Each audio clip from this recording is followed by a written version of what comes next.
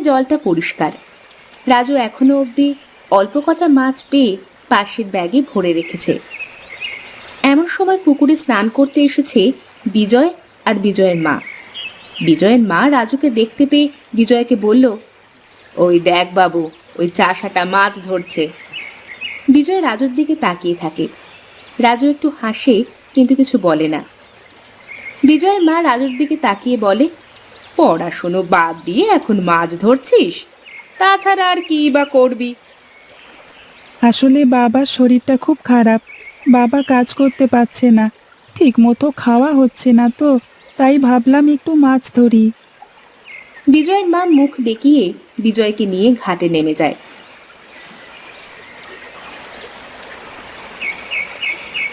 বিজয়ের মা স্নান সেরে ঘাটে উঠে যায়, কিন্তু বিজয় উঠতে গিয়ে পা পিছলে পিছন দিকে ভেসে যায়। বিজয় সাঁতার কাটতে জানে না।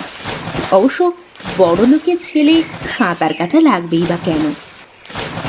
মা, মা, আমি ডুবে যাচ্ছি, মা, বাঁচাও, বাঁচাও, আমাকে বাঁচাও।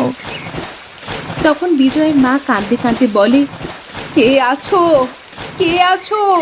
আমার ছেলেটাকে বাঁচাও! কে আছো? এদিকে